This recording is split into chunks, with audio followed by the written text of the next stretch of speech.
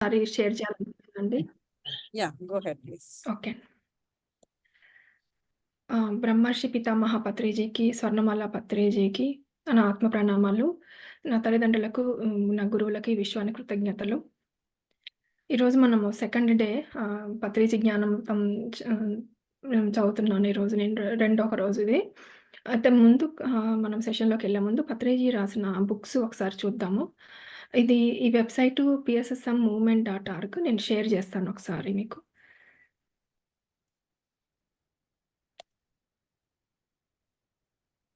ఈ PSSM movement .orgలో మనము books written by Patriji అని సెర్చ్ చేసినప్పుడు ఇవి తెలుగు బుక్స్ ఏం రాశారు, ఇంగ్లీష్‌లో ఏం బుక్స్ రాశారని ఇక్కడ ఇన్ఫర్మేషన్ వస్తుంది. ఇక్కడ ఇమేజెస్ నాకు ఇంకా లోడ్ అవ్వలేదు. బ్రౌజర్ ఇష్యూ అనుకుంటా. ఇక్కడ ఇంగ్లీష్‌లో అయితే బీఏ మాస్టర్ టీచింగ్ ఆఫ్ బ్రహ్మర్షి పత్రిజీ అని 2 బుక్స్ ఉన్నాయి ఇక్కడ. తెలుగు బుక్స్ చాలా ఉన్నాయి. ఇక్కడ నేను ఒకసారి చదువుతాను ఆ బుక్స్. లేదు మరణం, తులసీదళం 2, ఆనంద బ్రహ్మ, తులసి వనం, అష్టాంగ రాజయోగం, అన్నమయ, ఆత్మవిజ్ఞానం, భక్తియే ముక్తి, బోధన, బోధిసత్తుడు, ధ్యానం, బ్రహ్మర్షి పత్రిజీ, ధ్యాన మహాశాస్త్రం, ధ్యాన మార్గం, ధ్యానం వల్ల లాభాలు, ధ్యాన వేమన, ధ్యాన విద్య, ధ్యాన విజ్ఞానం, ఎన్లైటన్మెంట్ అంటే, గణపతి సందేశాలు, గౌతమ బుద్ధుడు, గురువని, జీవిత ధ్యేయం, జీసస్ క్రైస్ట్, ధ్యాన అనుభవాలు, మాధవ సేవయే మానవ సేవ, మైత్రేయ బుద్ధుడు, ముక్తి మార్గము, పతంజలి ధ్యాన శాస్త్రం, పత్రిజీతో ముఖాముఖి, పిరమిడ్ జ్ఞాన నవరత్నాలు, పిరమిడ్ ఫిలాసఫీ, సంకల్ప శక్తి, సోక్రటీస్, శ్వాస విజ్ఞాన జ్యోతి, ఆరోగ్యం సియవరం, ఆనాపానసతి, ఆత్మక్షేత్రం, ఆధ్యాత్మిక శాస్త్రం, వాక్క్షేత్రం, యోగ పరంపర, పిరమిడ్ ప్రశ్నోత్తరోపనిషత్, నవవిధ ధర్మాలు. ఇవండి పత్రిజీ రాసిన బుక్స్. ఈ పత్రిజీ జ్ఞానామృతంలో నిన్న మనము పత్రిజీ ఇంట్రడక్షన్ చెప్పుకున్నామండి. తను ఎక్కడ చదువుకున్నారు, ఎక్కడ జాబ్ చేశారు, ఆ విషయాలన్నీ నిన్న మనం తెలుసుకున్నాము. ఇప్పుడు తను ఆనాపానసతి ధ్యానము ఎవరి ద్వారా తెలిసింది అనేది నిన్న డీటెయిల్స్ మనం చదువుకున్నాము, తెలుసుకున్నాము. అది రామచంద్రారెడ్డి మిత్రుడి ద్వారా తనకి గురువుగారు ఈ ఆనాపానసతి ధ్యానం గురించి చెప్పారని ఇక్కడ చెప్పారు. తర్వాత తను 'మరణం లేదు మీరు' అనే పుస్తకము చదివారు. అందులో ఆకాషిక్ రికార్డ్స్, ఎలా చూడాలి, థర్డ్ ఐ అంటే ఏంటి, మళ్ళీ ఆస్ట్రల్ ట్రావెల్ ఎలా చేయాలి అని తెలుసుకున్నారు. ఈ బుక్కు అందరిని చదవమని తను చెప్తున్నారు. 'యూ ఫర్ ఎవర్' అనే బుక్కు. 'యూ ఫర్ ఎవర్' అనే బుక్ చదివిన తర్వాత తను చాలా ఎక్కువ విషయాలు తెలుసుకున్నారని చెప్పారు.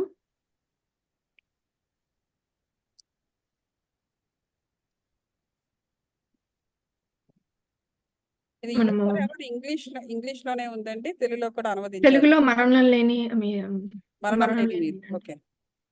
2 ఉన్నాయండి. తెలుగులో ఉంది, ఇంగ్లీష్‌లో ఉంది.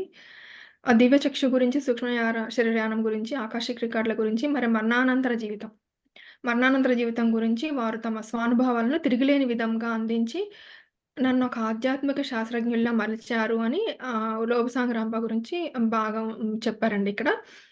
వారి నుంచి అపారమైన పరలోక జ్ఞానాన్ని అందుకున్న నేను ఒక ఆత్మ విజ్ఞాన శాస్త్రజ్ఞుడినై ఈ ప్రపంచంలో ఎలా ఉండాలో అలాగే ఉంటుంది, ఈ ప్రపంచం ఎలా ఉండాలో అలానే ఉంటుందని తెలుసుకున్నాను. తన పుస్తకాల ద్వారా చెప్తున్నారండి ఇక్కడ పత్రిజీ గారు. ధ్యానం ద్వారా మనలో ఉన్న అశాస్త్రీయతను సరిచేసుకొని చూస్తే ప్రపంచంలో ఉన్న ప్రతి ఒక్కటి మనకి అద్భుతంగా కనపడుతూ ఉంటుంది. సో, ప్రపంచం పర్ఫెక్ట్‌గానే ఉంది.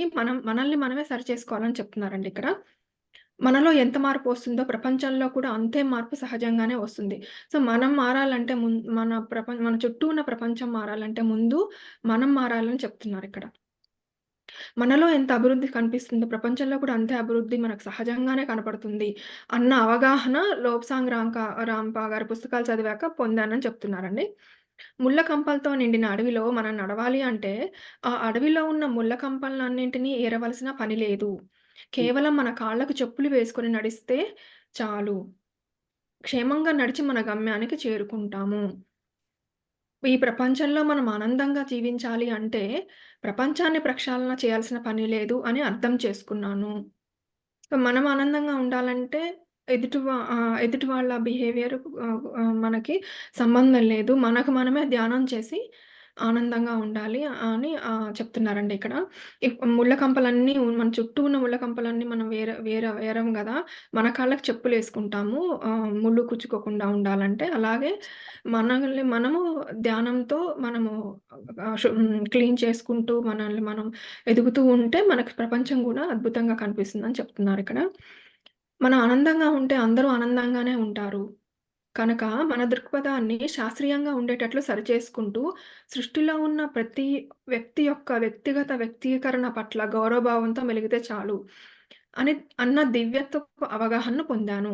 ఇది పత్రిజీ గారు నేను పొందాను ఈ అవగాహన అని చెప్తున్నారండి. మనం ప్రతి ఒక్కళ్ళ భావాల్ని గూడా, ఒపీనియన్స్ గూడా రెస్పెక్ట్ చేయాలని చెప్తున్నారు. ప్రతి ఒక్కళ్ళకి ఒక్కొక్క భావం ఉంటుంది. దాన్ని మనం రెస్పెక్ట్‌గా చూడాలి. గౌరవభావంతో చూడాలి. అది దివ్యత్వపు అవగాహన అంటున్నారండి ఇక్కడ. ఇదంతా తెలుసుకున్న మరు నిమిషంలోనే నాలోని ఆవేదన భారమంతా తగ్గిపోయి, నా జన్మ లక్ష్యం ఏమిటో నాకర్థమైంది. ఇక్కడ ఈ బుక్‌లో అంతా పత్రిజీ గారు మాట్లాడుతున్నారండి. తను ఎలా మార్చుకున్నారు అనేది. తనలో అంతకుముందు ఆవేదన ఉండేది. ఆ ఆవేదన భారమంతా పోయి జన్మ లక్ష్యం అర్థమైందనమాట.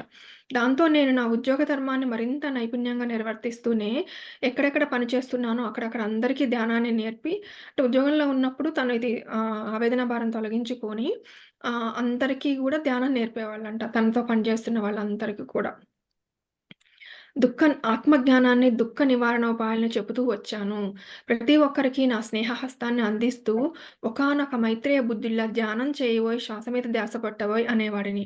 సో, అందరికీ ఫ్రెండ్స్ అందరికి కూడా ధ్యానం చేయండి, శ్వాస మీద ధ్యాస పెట్టండి అని చెప్పేవాళ్ళండి. తను జాబు మానక ముందు కూడా ఉద్యోగంలో గూడా చెప్పేవాళ్ళు. నీకు స్కూటర్ నడపడం నేర్పిస్తాను, ధ్యానం చెయ్యి.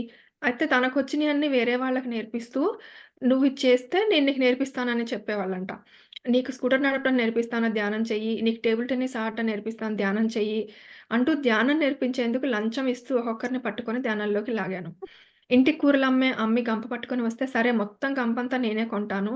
ఒక గంట వరకు కూర్చొని ధ్యానం చేసుకో అని చెప్పేవాడండి. అంటే అప్పుడు తను ధ్యానం యొక్క ఆహ్, విలువ తెలుసుకొని అందరూ గూడా ధ్యానం చేయాలి అనే సదుద్దేశంతో అందరికీ వాళ్ళకిష్టమైన ప్రపంచక విషయాలు నేను చేసి పెడతాను.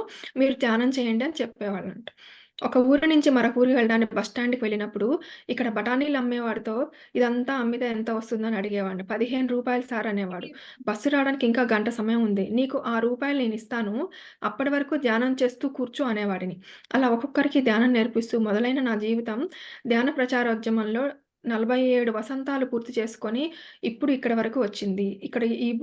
ఇక్కడ రాసేటప్పుడు పత్రి గారికి 47 వసంతాలు పూర్తి చేసుకున్నా అని చెప్పారండి. చేస్తే చెయ్యి లేకపోతే చావు అని చెప్పేవాళ్ళంట. వాళ్ళ గురువుగారు Shri Sadanandayya. Do or die అని చెప్పేవాళ్ళంట. సదానందయ్య గారు. చేస్తే చెయ్యి లేకపోతే చావు అన్న పరమ గురువు శ్రీ సదానంద యోగి గారి ఆజ్ఞానుసారమే అంతా జరుగుతుంది. సో, తను పత్రిజీ జీవితమంతా ఆయన ఆజ్ఞ ప్రకారమే జరుగుతుందని చెప్తున్నారు. మానవ నాగరికతలో మాంసాహారం అన్నది తరతరాలుగా వస్తోంది. అయితే ఇది ఒక తప్పు పని అని కానీ, దానివల్ల మేము సాటి జీవిని అన్న అవగాహన కానీ 80% మందికి లేదు. ఆ అవగాహన లేకుండానే వాళ్ళు మాంసాహారం భుజిస్తున్నారు అని చెప్తున్నారు. కోడి, మేక, రొయ్య, చేప మొదలైన నిస్సహాయ జీవులను చంపి లాభాలను గడించడాన్నే జీవనాధారంగా ఎన్నో లక్షల కుటుంబాలు తమ దౌర్భాగ్యపు వ్యాపారాలు చేసుకుంటున్నాయి. సో, ఈ వ్యాపారం మీద చాలా మంది బతుకుతున్నారు అని చెప్తున్నారిక్కడ. ఆహ్, రొయ్యల చెరువని, చేపల చెరువని వేసి అది ఒక వ్యాపారంగా చేస్తారు గదండీ! దాని గురించి చెప్తున్నారిక్కడ. అది చాలా దౌర్భాగ్యపు వ్యాపారం అని చెప్తున్నారు. తోటి ప్రాణులు పెంచి సంహరిస్తున్నాము. అంటే మనము ఆ రొయ్యల చెరువు, చేపల చెరువులో ఉండి ఆ చేపల్ని, రొయ్యల్ని పెంచుతారు. పెంచి చంపుతారనమాట. అది కనీస మానవత్వపు భావన లేకుండా వారు దాన్ని వృత్తిగా స్వీకరించటం మానవ జాతి చేసుకున్న దౌర్భాగ్యం అని చెప్తున్నారిక్కడ. తినేవారు కూడా చనిపోయిన జంతువుల మృత కళేబరాలను తింటున్నామన్న ఎరుక లేకుండా దానిని మామూలు ఆహారంలాగే తింటాము. అనేకానేక రోగాల బారిన పడుతున్నారు. సో, చనిపోయిన దాన్ని తింటే, ముతకలమని తింటే మనకి రోగాలొస్తాయి అని చెప్తున్నారనమాట. ఇలా సర్వదుఃఖాలకి మూల కారణమైన ఈ మాంసాహార భక్షణను తక్షణం నిరసించాలి. జీవహింసను ప్రోత్సహించే సకల అనర్థాలను నిరోధించాలి. అప్పుడే ఉత్తమ సమాజం రూపొందబడి ఈ భూమిపై సకల శాంతి సౌభాగ్యాలు విస్తారంగా వెల్లివిరుస్తాయి. సో, మనకి ఉత్తమ సమాజం రావాలంటే ముందు జీవహింసని ఆపాలి అని చెప్తున్నారండి ఇక్కడ. ఈ సత్యాలని తెలియజేస్తూ ఈ చాప్టర్ హెడ్డింగ్ సత్యయుగ కాంతి కార్యకర్తలు.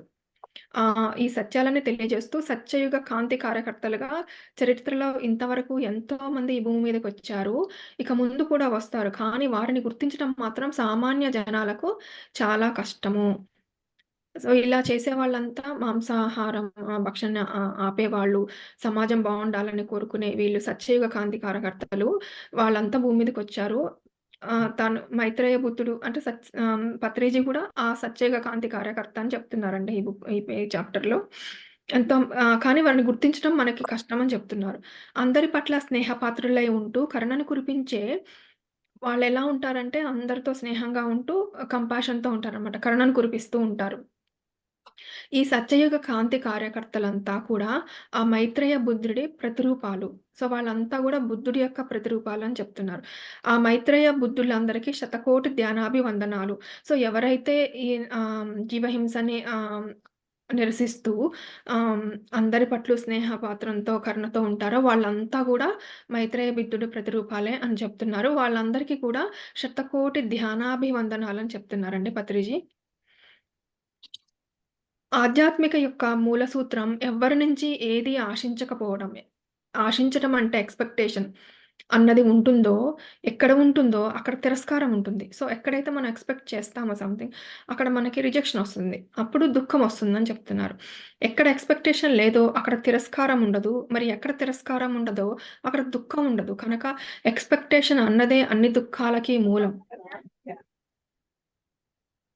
కన్న తల్లిదండ్రుల నుంచి, భార్య నుంచి, భర్త నుంచి, పిల్లల నుంచి, ఎవరి నుంచి ఏది ఆశించకూడదు. అలా ఆశించడం మొదలుపెట్టినప్పటి నుంచే జీవితం సంక్లిష్టంగా మారిపోతుంది. ఈరోజు ప్రపంచమంతా కూడా ఈ భయంకరమైన ఎక్స్‌పెక్టేషన్స్‌తోనే బాధపడుతుంది. బ్రహ్మర్షి పత్రిజీ. మనం ఫస్ట్ చాప్టర్ కంప్లీట్ చేసుకున్నామండి. సత్యయుగ కార్యకర్తలు. నెక్స్ట్ చాప్టరు చైతన్య క్రమం. ప్రతి ఒక్క ఆత్మ కూడా తన నిరంతర పరిణామ క్రమంలో భాగంగా ఒక్కొక్క అనుభవ జ్ఞానం కోసం ఒక్కొక్క చైతన్య తలంలో జన్మ తీసుకుంటూ తనను తాను నిరంతరంగా పరిపుష్టం చేసుకుంటూ ఉంటుంది. ఒకటి మౌలిక మనుగడ చైతన్య తలం సర్వైవల్ కాన్షియస్‌నెస్. ఇది ప్రయాణంలో ప్రాథమిక దశ. ఇక్కడ స్వీయ స్పృహను బొత్తిగా కోల్పోయిన ఆత్మ, తన సహజ శక్తి యుక్తులను మర్చిపోయి కేవలం ఈ భౌతిక ప్రపంచంలో తన మనుగడకు మూలాధారాలైన కూడు, గుడ్డ కోసమే నిరంతరం శ్రమిస్తూ ఉంటుంది. నా ఇల్లు, నా ఉద్యోగం, నా తిండి అంటూ కొన్ని జన్మలు గడిపాక ఆ అనుభవ జ్ఞానంలో ఆత్మ తనను తాను ఒక ప్రత్యేకమైన వ్యక్తిత్వంగా మలుచుకుంటుంది. సో, ఫస్ట్ మనము సర్వైవల్ కాన్షియస్‌నెస్‌తో జీవిస్తారు ఏ ఆత్మ అయినా ఫస్టు. తర్వాత ప్రత్యేకమైన వ్యక్తిత్వం మలుచుకుంటుంది. ఇది సెకండ్ అని చెప్తున్నారు. రెండవ ప్రత్యేక వ్యక్తిత్వపు చైతన్య తలము వన్ అప్ కాన్షియస్‌నెస్. ఈ తలంలో ఆత్మ ఈ ప్రపంచంలో కేవలం కూడు, గుడ్డ సంపాదించడం మాత్రమే నేను పుట్టలేదు. ఇంకా ఏదో ప్రత్యేకతను సాధించాలి అన్న ఆశయంతో జీవితాన్ని గడుపుతూ ఉంటుంది. సో, ఈ కాన్షియస్‌నెస్‌లో ఉన్న వాళ్ళంతా ఇంకా ఏమో చేయాలి అనుకుంటారు. ఒకానొక రాజకీయ నాయకుడిగానో, ఒకానొక సామాజిక కార్యకర్తగానో, సెలబ్రిటీగానో ఎదుగుతూ తలుచుకుంటే ఏదైనా సాధించగలను అన్న ధీమాతో గూడా ఉంటారు. ఈ దశలో డబ్బు, వనరులు, స్నేహితులు, బంధువులు అంతా కూడా అలాంటి చైతన్యం చుట్టూ తిరుగుతూ ఉంటాయి. సో, మనం ఏ లెవెల్‌లో ఉంటే మన చుట్టూ వాళ్ళు గూడా అదే దాన్ని అట్రాక్ట్ చేస్తామని చెప్తున్నారిక్కడ. థర్డ్‌ది నిర్వేదపు వ్యక్తిత్వ చైతన్య తలం. Futility consciousness. ప్రత్యేక వ్యక్తిత్వ చైతన్య తలంలో అలా అనేక జన్మలు గడుపుతూ అంటే రెండవ కాన్షియస్‌నెస్‌లో కొన్ని జన్మలయ్యాక మూడవ కాన్షియస్‌నెస్‌కొస్తారు అని చెప్తున్నారు. గడుపుతూ ఆత్మ అనేక కొత్త కొత్త కోణాల్లో తమ స్వీయ వ్యక్తిత్వాన్ని ఆవిష్కరించుకుంటూ డబ్బుతో పాటు కీర్తి శిఖరాలను చేరుకుంటుంది. సో, ముందు మనీ, ఫేము ఇవన్నీ తిరుగుతుందనమాట ఆత్మ.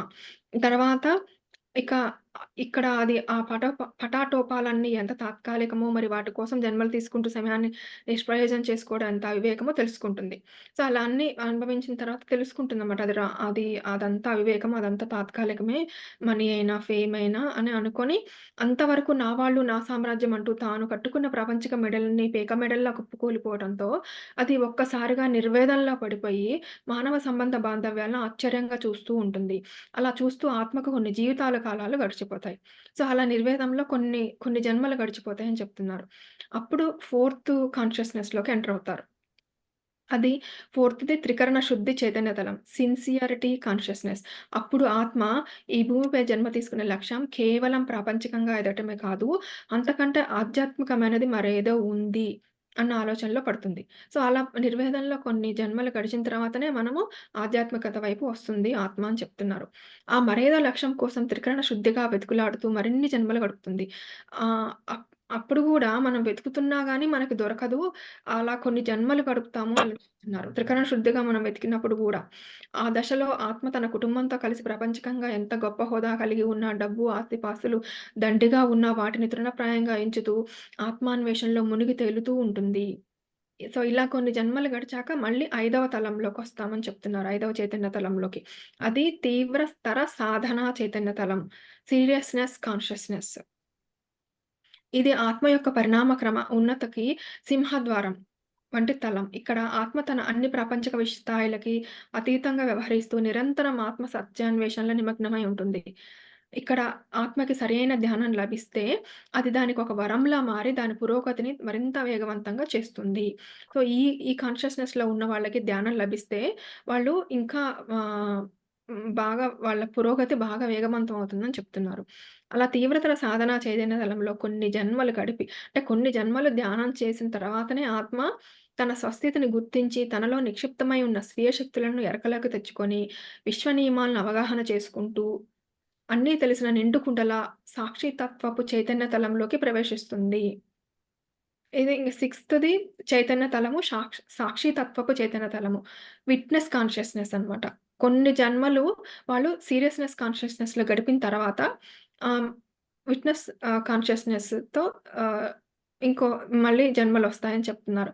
ఇక్కడ ఆత్మ తన విశ్వ వ్యాపకత్వాన్ని అనుభూతి చెందుతూ కళ్ళ ముందు జరిగే ప్రతి ఒక్క సంఘటన ఒక సాక్షిలా గమనిస్తూ ఉంటుంది. ఇక్కడ జస్ట్ విట్నెస్ చేస్తుంటుందన్నమాట ఆత్మ. ఈ భూమి మీద జన్మ తీసుకోవడంలో లోని పారమార్థికతను ఎరుకలో ఉంచుకుంటూ, నేనెందుకు జన్మ తీసుకున్నాననేది ఆ ఆత్మకు బాగా తెలుస్తుందనమాట. ఎరుకలో ఉంచుకుంటూ మామూలుగా బయటికి చూడటానికి అందరిలాగా ప్రాపంచిక జీవితం కానీ బయటికి మాత్రం ప్రాపంచిక జీవితమే గడుపుతారు. అంతరంగంలో మాత్రం తీవ్ర సాధనలో ఉంటారు. మునిగి తేలుతూ తన పూర్ణాత్మతో అనుసంధానం కావడానికి ప్రయత్నిస్తూ ఉంటారు. ఈ ఆరో లెవెల్‌లో వాళ్ళెప్పుడు పూర్ణాత్మతో అనుసంధానం కావడానికి ప్రయత్నిస్తూ ఉంటుంది. అందులో భాగంగా ఒక్కోసారి అది లోకోత్తర నిమిత్తం తన స్వీయ నిర్ణయంతో క్రింది స్థాయి చైతన్య తలాల్లో కూడా జన్మలు తీసుకుంటూ ఉంటుంది. ఈ సమయంలో విశిష్టమైన ఆత్మ అత్యంత ఎరుకతో ఆయా జన్మల కర్తవ్య కర్మలను నిర్వహిస్తూ, మరింత ఉత్తమ అనుభవ జ్ఞానాన్ని పొందుతూ, మరింత ఉన్నత చైతన్య తలాలకు చేరుకుంటూ ఉంటుంది. దీని తర్వాత నెక్స్ట్ లెవెలు స్మైలింగ్ కాన్షియస్‌నెస్ అని చెప్తున్నారు. నిర్గుణ మందస్మిత చైతన్య తలం. జీవిత చక్ర తత్వాన్ని సంపూర్ణంగా అవగాహన చేసుకొని, అంతరంగ ప్రపంచపు జ్ఞానంతో పరిపుష్టమైన ఆత్మ భూత భవిష్యత్తు వర్తమాన కాలాల పట్ల సంపూర్ణమైన అవగాహన కలిగి ఉంటూ బాహ్య ప్రపంచపు కార్యకలాపాలను చిరునవ్వుతో నిర్వహిస్తూ ఉంటుంది. అంటే వాళ్ళకి కష్టమొచ్చినా, దుఃఖమొచ్చినా వాళ్ళెప్పుడూ చిరునవ్వుతోనే చేస్తుంటారు అని చెప్తున్నారనమాట ఇక్కడ.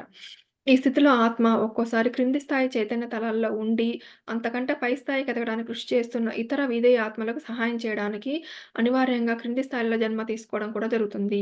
దీన్నే జోకర్ చైతన్య తలం అంటారు. సో, ఇలా నిర్గుణ మందస్మిత చైతన్య తలంలో ఉన్న ఆత్మ వేరే ఆత్మలకు సహాయం చేయడానికి ఇంకొక కాన్షియస్‌నెస్‌లో గూడా జన్మ తీసుకుంటుంది అని చెప్తున్నారు. ఆ కాన్షియస్‌నెస్ ఏంటి జోకర్ కాన్షియస్‌నెస్. నిర్గుణ జోకర్ చైతన్య తలం. ఇది చైతన్య తలాలన్నింటిలోకి అత్యున్నతమైన మాస్టర్ తలం. ఈ తలంలో ఆత్మకు తన జీవితంతో పాటు అందరి జీవితాల్లోని అన్ని కోణాల పట్ల కూడా సంపూర్ణమైన అవగాహన ఉంటుంది. పేకాట్లో జోకర్ అన్ని సీక్వెన్సెస్‌లో ఒదిగిపోయి వాటి విలువను పెంచి ఆటను షో చేయించినట్లుగా నిర్గుణ జోకరు చైతన్య తలంలో వెలిగే ఉన్నతోన్నత ఆత్మ తాను ఈ ప్రపంచంలో ఏ సీక్వెన్స్‌లో తన పాత్రను పోషించాల్సి వచ్చినా, అందులో నిర్గుణ జోకర్‌లా ఉండి అసంపూర్ణమైన సీక్వెన్స్‌ని పరిపూర్ణం చేసి, దాని విలువను పెంచి జీవితం అనే ఆటను రక్తి కట్టిస్తూ ఉంటుంది. ఒకానొక గొప్ప ప్రేమికుడిగా తన ప్రేమ పట్ల, ఒకానొక గొప్ప తండ్రిగా తన పిల్లల పట్ల, ఒకానొక గొప్ప రాజనీతిజ్ఞుల రాజకీయాల పట్ల, ఒకానొక మంచి ఉపాధ్యాయుల విద్యార్థుల పట్ల, ఈ నిర్గుణ జోకర్ ఆత్మ తన అత్యున్నతమైన పాత్రను పోషణ చేస్తూ పరస్పర శ్రేయోదాయకంగా వెలుగుతూ ఉంటుంది. శ్రీకృష్ణుడు, జీసస్ ఈ శిఖరాగ్ర చైతన్యంలో మూర్తీభవించిన ప్రతీకలు. సో, ఈ చైతన్యంలో శ్రీకృష్ణుడు, జీసస్ వచ్చారు అని చెప్తున్నారండి ఇక్కడ. నెక్స్ట్ చాప్టరు ఆనాపానసతి ధ్యానము. ఇది మనం రేపు చెప్పుకుందాం మాస్టర్స్. ఇంతవరకు ఏమన్నా క్వెషన్స్ కానీ ఉంటే అడగండి. చాలా బాగుందండి. ఇందులోని ఆత్మ యొక్క కాన్షియస్నెస్ జన్మ జన్మలకి ఏ విధంగా మార్పు చెందుతూ ఉంటుంది. అంటే దానికి ఆ ఆత్మ సాధన చేస్తే తప్ప హ్మ్. మార్పు చెందడం అనేది ఉండదు. బట్ అవునండి.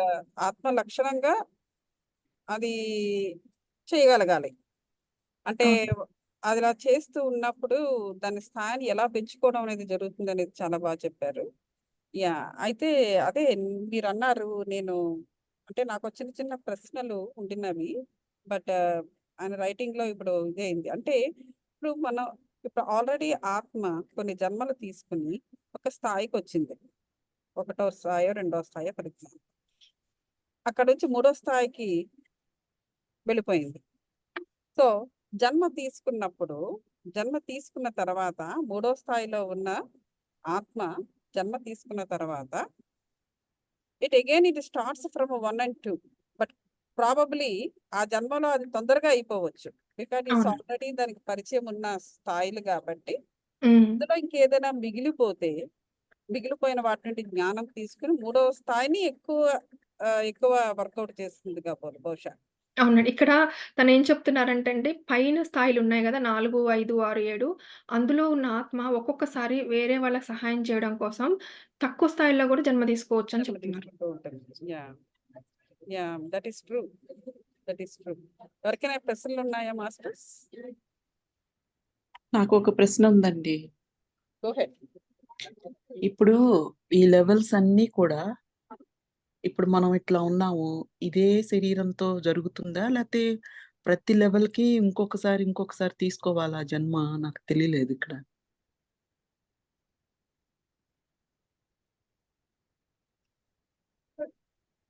మీరు చెప్తారా అండి?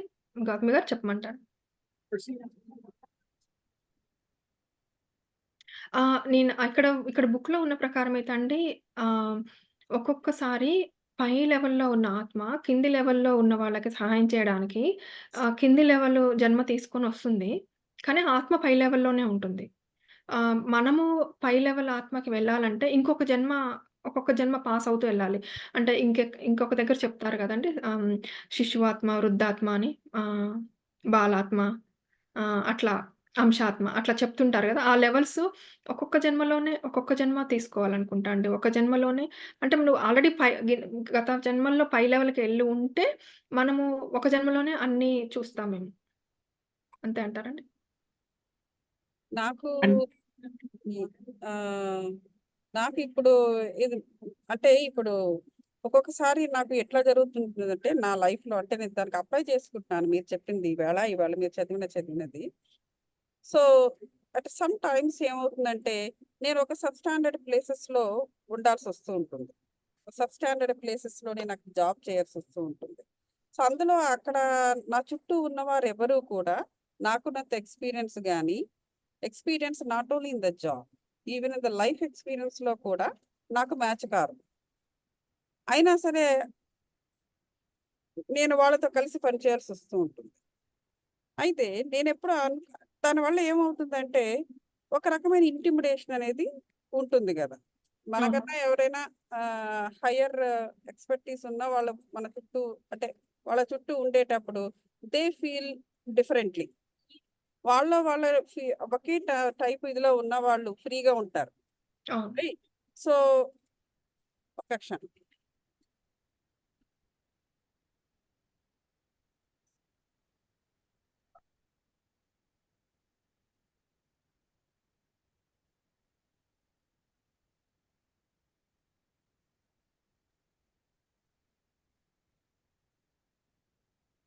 పద్మజ గారు మీ క్వెషన్ ఆన్సర్ అయిందా అండి? ఒకటే జన్మలో ఉంటామా అని అన్నారు గదా మీరు. నాకు కొన్ని కొన్ని సరిగ్గా అర్థం ఆ! అంటే నేను ఒక క్లాస్‌లో విన్నానండి. PSSM క్లాస్‌లోని. హ్మ్. మనం ఇప్పుడు ఈ శరీరంతో ఉన్నామనుకోండి. ఇప్పుడు సపోజ్ నేనే ఉన్నా పద్మజ అని. శరీరం పేరే గాని ఆత్మ కాదు. కానీ ఇట్లా ఇప్పుడు మనం గాలి పీల్చి వదిలినప్పుడల్లా మనం చచ్చిపోయి బతికినట్టే ఇంకొక జన్మ తీసుకున్నట్టే అని విన్నాను. నిజమేనా? అలా అయితే అది ఫస్ట్ నిజమేనంటారా? అది అడుగుతున్నాను. గాలి గురించి వినలే గాని నిద్రలో అంటారు గదా! అంటే నిద్ర లేసినప్పుడు ఇంకొక రోజొచ్చినందుకు మనం థాంక్స్ చెప్పాలి అంటారు. అదంటారు. హ్మ్. కానీ హ్మ్. ఇట్లా శ్వాస గాలి పీల్చి వదిలినప్పుడల్లా కొన్ని మానవ ఈ శరీరంలో ఎన్నో ఎప్పుడు కణాలు చచ్చిపోతా ఉంటాయి. ఎన్నో మృత కణాలు అట్లా అంటారు హ్మ్. కదా! హ్మ్. నేను అవునండి. ఈ మెడిటేషన్ క్లాస్‌లోనే ఒక క్లాస్‌లో విన్నానండి. ఎవరు చెప్పారో నాకు గుర్తులేదు కరెక్ట్‌గా. హుహు. మనం గాలి పీల్చుకున్న ఆగండి. గాలి హ్మ్. పీల్చుకున్న ప్రతిసారి కూడా మనం హుహు. ఇంకొకసారి ఇంకొక లైఫ్ తీసుకున్నట్టేనంట. ఓకే. అట్లాంటప్పుడు తెలీదండి. మీరు చెప్తుంటే వింటున్నానిప్పుడు. ఆ! ఓకే. అలా అయితే హ్మ్. ఇప్పుడు మీరు చెప్పారు ఇన్ని లెవెల్స్ 1, 2, 3, 4లో 7 ఇట్లా, వరకు. 5లో ఆ! ఇట్లా హ్మ్. ఆత్మ ఈ కాన్షియస్‌నెస్ పెంచుకుంటాం. ఇట్లా రకరకాలుగా స్థాయి అవును. పెంచుకుంటుంది. ఇదే నిజమా? అది నిజమైతే ఇప్పుడు నేను ఈ పద్మజ గానే ఈ 6 లెవెల్స్ అవ్వచ్చు, 7 లెవెల్స్ అవ్వచ్చు ఇయన్నీ కూడా ఈ శరీరంతోనే ఉన్నప్పుడు జరుగుతుందా? ఈ లెవెల్స్ అన్నిటికి ఇట్లా నేనిక్కడే ఎళ్తానా? లేదు ప్రతి లెవెల్‌కి ఇంకొక ఇప్పుడు ఈ జన్మలో పద్మ ఇప్పుడు ఒక లెవెల్ 1 తర్వాత ఇంకొకటి పేరు తీసుకొని ఎక్స్, వై అని ఇంకో లెవెల్ 2 అట్లా ఎళ్తానా? అదండి నా క్వెషన్. కరెక్ట్ చెప్పానా నేను మీకు అర్థమయ్యేటట్టు అడిగానా? అర్థమైందండి. అర్థమైందండి. కాకపోతే ఈ బుక్‌లో ఏముందంటే ఆల్రెడీ మీరు లెవెల్ 7లో ఉన్నారనుకోండి. మీరు లెవెల్ 1లో జన్మ తీసుకున్నారు. వేరే వాళ్ళకి హెల్ప్ చేయడం కోసం. హ్మ్. అప్పుడు మీరు ఉన్న జన్మలోనే 1-7 ఎళ్ళగలరు. హ్మ్. కానీ మనం 1లోనే ఉండి అదే జన్మలో 7కెళ్ళలేం. హుహు. కంప్లీట్‌గా 1లో ఉండి ఆ! అంటే అది ఆ! అర్థమైందిలెండి మీరు అది ఈ చెప్పింది. బుక్‌లో చెప్పారండి. ఆ! హ్మ్.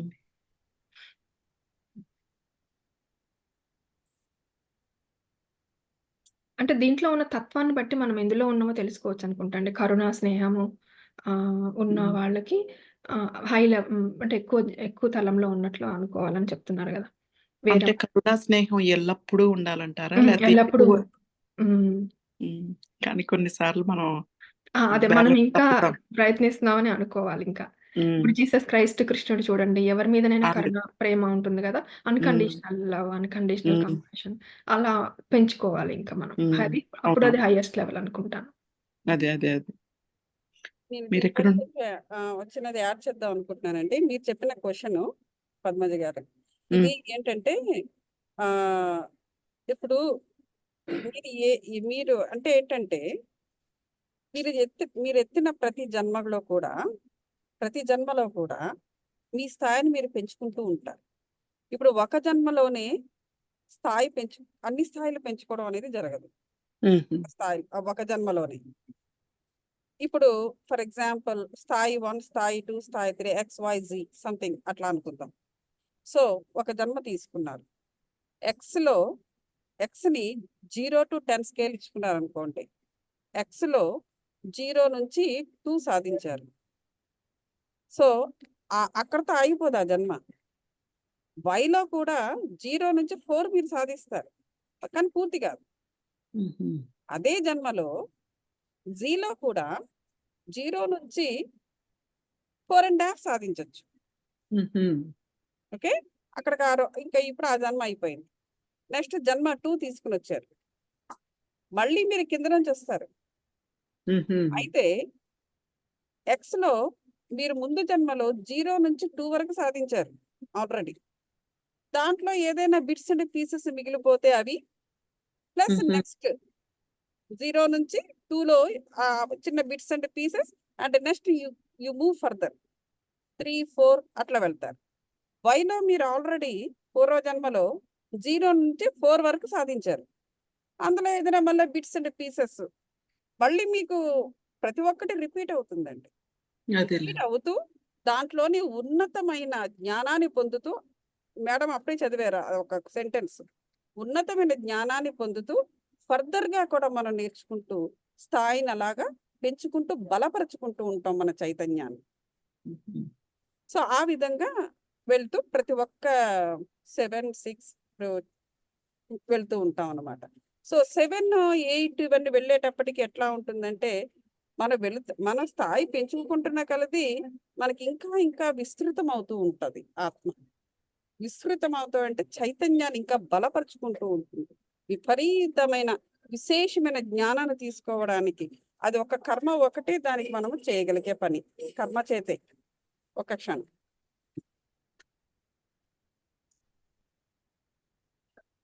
మీరేదో క్వెషన్ అడుగుతున్నారండి? ఎక్కడ ఉంటున్నారని అడుగుతున్నారా?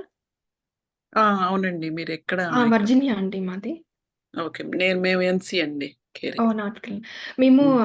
మాధురి గారి సెషన్‌లో గూడా జాయిన్ అవుతామండి నార్త్ కేరళలో. ఓకే. ఓకే. గుడ్. ఇంకా ఎవరికైనా ఏమన్నా క్వెషన్స్ ఉంటే అడగొచ్చండి మాస్టర్స్. హ్మ్. మీ స్పందన అయినా తెలియజేయండి.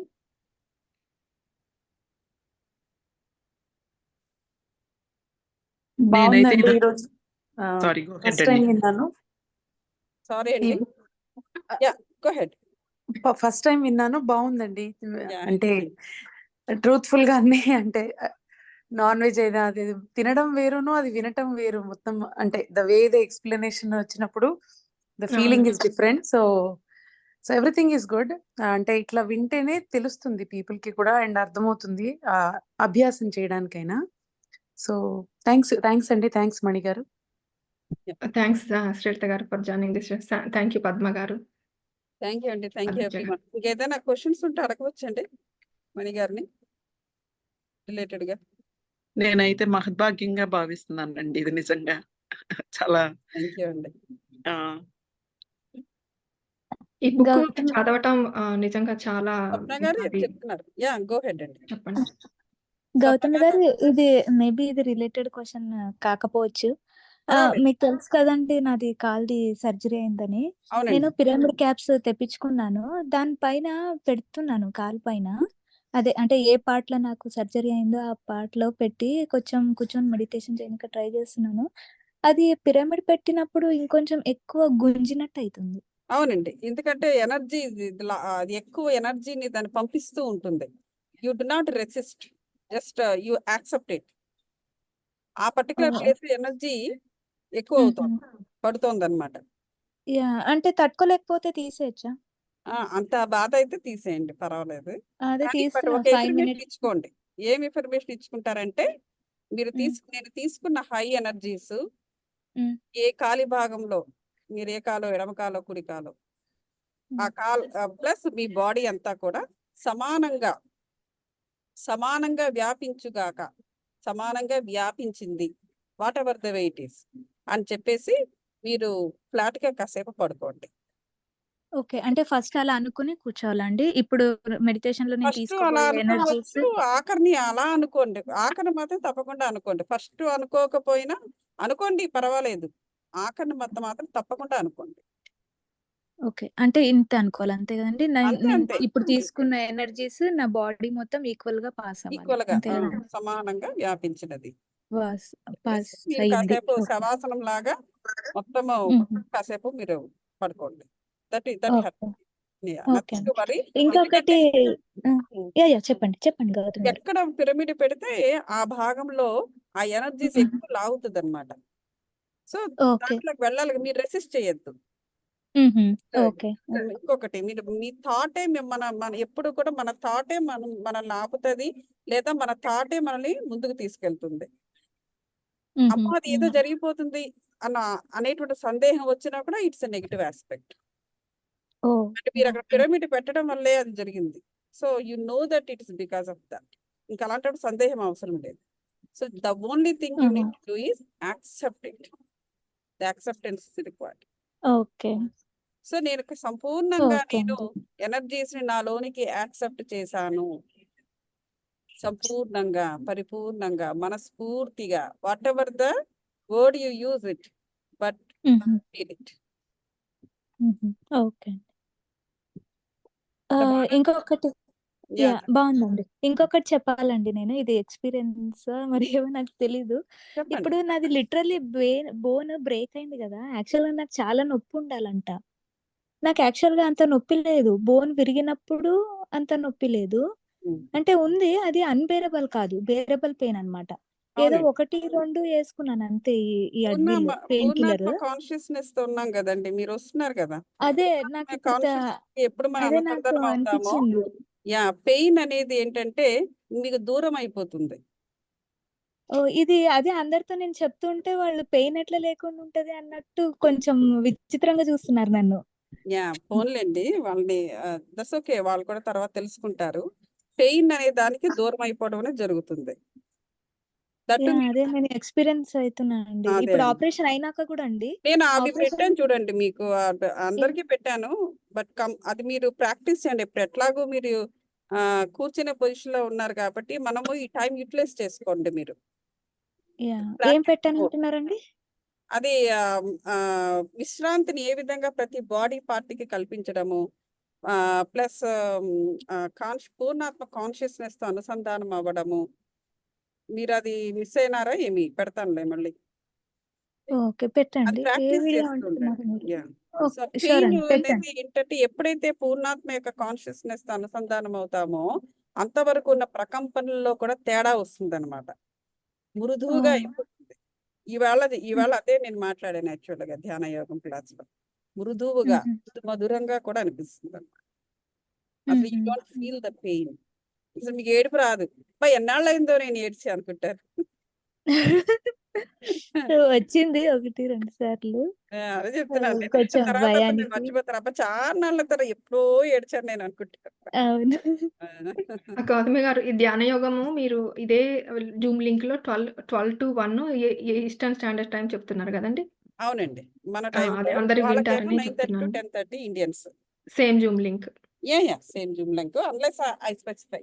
ఎక్సెప్ట్ వెడ్నెస్‌డే గదండీ! All days. All days except Wednesdays. Okay అండి. ఇంకొకటి నాకెందుకో మీకు చెప్పాలనిపించిందండి స్వప్న గారు. మీరు యెస్. నైటు ఆ పిరమిడ్‌ని వాడకపోతే వాటర్ మీదైనా పెట్టుకోవచ్చండి. ఈ ఇప్పుడు పిరమిడ్‌ని వాటర్‌ని ఫిల్ చేసి పెట్టింటాం ఆ వాటర్ పైన అండి? ఆ! మీరు తాగే వాటర్ వరకి ఒక ఏదైనా చెంబులో గాని ఎక్కడైనా మీరు ఓకే. మీరు వాటర్ మీద పెట్టేసుకొని మార్నింగ్ లేవగానే ఈ అమృతంతో ఈ అమృతమైన నీళ్ళు నాకు ఏంటి హీలింగ్‌నిస్తున్నాయి అనుకుంటే ఒక్కొక్క సిప్‌ని గూడా కూర్చొని నింపాదిగా దాన్ని ఫీల్ అవుతూ తాగండి. ఓహ్! ఓకే అండి. షూర్ చేస్తాను. యాహ్! నేను దట్ ఈస్ ఎ యాక్చువల్‌గా గుడ్ ఐడియా అండి. మంచి మాట చెప్పారు. అది ఎంత ఎందుకో పెద్దదుంది? గుర్తొచ్చిందండి అందుకనే. మంచి మాట చెప్పారు. ఎంత పెద్దదుంది? అది పిరమిడా పిరమిడ్? అండి? పిరమిడ్ ఆహ్, ఎంత? ఆహ్, ఒక్క సెకండ్ అండి. ఇట్లుందండి. ఇలా. ఓకే. Very good. మీకది మంచిగా మంచి లిడ్‌లాగా పనిచేస్తుంది. ఆ! మీరు ఇది తాగే గూడా వాటర్ ఇచ్చారండి. మీద ఆ! మీరు తాగే వాటర్ మీద పెట్టుకోవచ్చు. లేకపోతే ఎగ్ పెట్టొచ్చు. లేకపోతే ఆహ్, ఫ్రూట్స్ మీద గూడా పెట్టొచ్చండి. ఫ్రూట్స్. ఫ్రూట్స్ ఫుడ్డు ప్లస్ మీరు స్నానం చేస్తారు గదా! అంటే మీరెట్లా చేస్తున్నారా? లేకపోతే జస్ట్ ఆ! బట్టతో పట్టించుకుంటున్నారా? చేస్తున్నా అండి. 2 డేస్‌కి ఒకసారి అట్లా దానిపైన చేస్తా. కూడా పెట్టవచ్చు వాటర్. ఒక ఒక 2 చెంబులో, 3 చెంబుల వాటర్ తీసుకొని దాంట్లో దానిపైన ఇది పెట్టి, ఆ వాటర్‌నేమో మిగతా వాటర్‌లో కలిపి మీరు స్నానం కూడా చేయొచ్చు. ఓహ్! ఓకే అండి. అది ఫ్రూట్స్ మీద అంటే మనం తినే వస్తువుల మీద, నీళ్లు తాగే దాని మీద. ఓకే అండి.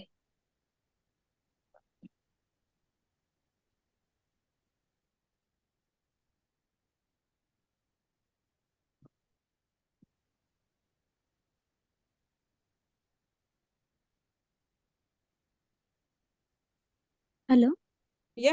ఇంకా చూపిస్తున్నారా? మేడం ఎండ్ లేదు. చేసుకుందామా సెషన్ మరి? If nothing is there then మనం చేసుకుందామండి. Thank you so much. మళ్ళీ మనము నెక్స్ట్ వీక్ కలుద్దామండి. మండే అండ్ ట్యూస్‌డే ఇదే టైంకి. ఆహ్, ఒక్క డౌట్ అండి గౌతమి గారు. చెప్పండి. నాకు ప్లీజ్ గో హెడ్. కాలికొక పిరమిడ్, తలకొక పిరమిడ్ పెట్టుకొని కూడా అట్లా మెడిటేషన్ చేయొచ్చు కదా! 2, 2 పెట్టుకోవాలా? చేయొచ్చు మీరు ఇప్పుడు ఉన్నాయి. చేయొచ్చు. 4 ఉన్నాయి నా దగ్గర. హుహు. చేయొచ్చండి. ద ఓన్లీ థింగ్ ఏంటంటే మీకది ఎక్కువ కష్టాన్ని కలిగిస్తుంది అంటే మీరు ఆ విధంగా సమానంగా ఎనర్జీ పాస్ చేసుకోవాలంతే. అంతకని ఇంకేం లేదు. అదేలేండి. ఇంకొకటి అట్లా కూడా అనుకోని చేయొచ్చు గదండీ! అంటే నాకు ఎంత ఈ కాలు హీలింగ్‌కి ఎంత ఎనర్జీ కావాలో అంత ఎనర్జీ ఉండి మిగతా ఎనర్జీ భూమాతకి పంపించుకోవచ్చు గదండీ! ఒకవేళ ఎక్కువ వచ్చింది అనిపించి మీకు బాధ అనిపిస్తే అంటే అది అది కూడా అండి. మీరు ఓ పని చేయండి, ఎక్కువ ఎనర్జీ వస్తుంది అంటే అది కాలికి ఎంత కావాలో అంత తీసుకుని షీఈ్ రైట్ అండ్ మిగతాదంతా కూడా మీ బాడీలో సమంగా వ్యాపించడము. అంతకన్నా ఎక్కువ అయినట్లయితే భూమాతకి పంపించండి. పంపించినప్పుడు మీరు ఒక మాట చెప్పుకోండి, అమ్మ భూమాతకి నేను పంపిస్తున్నాను, తల్లి నీకు పంపిస్తున్నాను, నాకు అవసరమైనప్పుడు తీసుకుంటాను, అది మాత్రం యాడ్ చేయండి. ఓకే. ఓకే అండి. షూర్.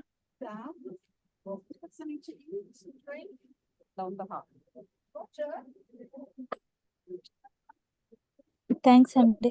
యా అలాగా చెప్పుకోవాలన్నమాట. అంటే కంప్లీట్ గా భూమికి పంపించేసి ఇంకా కాకుండా నాకు అవసరమైనప్పుడు తీసుకుంటా. ఇది ఈ జన్మలో మీకు అవసరం కావచ్చు, కాకపోవచ్చు, వచ్చే జన్మకైనా సరే. అమ్మ నీ దగ్గర ఓకే. పెడుతున్నాను, నీకు పంపిస్తున్నాను, అవసరమైనప్పుడు తీసుకుంటాను తల్లి అనేసి. షూర్ అండి. అంటే చేతులు రెండు కూడా భూమికి ఆనించి, అంటే ఇప్పుడు మనకి ఇక్కడ నేల లేకపోయినా మనకి చెక్కలే అయినప్పటికీ కూడా అది భూమితోనే సమానం మనకు చెప్పుకోవచ్చు. అవును. It works. ఓకే. యాక్చువల్‌గా నేను కింద కూర్చోలేనండి. పరుపు మీదే ఉంటున్నా. నా కాళ్ళు కింద అవును ఇట్లా అవును మోపలేను. పరుపుకే ఇట్లా పెట్టి అనుకోవచ్చు కదా? పెట్టి ఇలా అనుకోవచ్చు. ఇంకా ఓకే. Yeah. షూర్ All అండి. right, if thank you. everything goes well, yeah! అయితే మనం ఇక్కడ ఉందామా? Thank you everybody. మళ్ళీ సీ యూ ఓకే నెక్స్ట్ అండి. Week. Yeah! Thank you. Thank you yeah! అండి. థ్యాంక్ యూ అండి. everyone. Thank you Thank you. Masters for Thank you. Joining the session. Thank you అండి. Thank you. నేను recording పెడతాను ఇది. Okay. Okay అండి.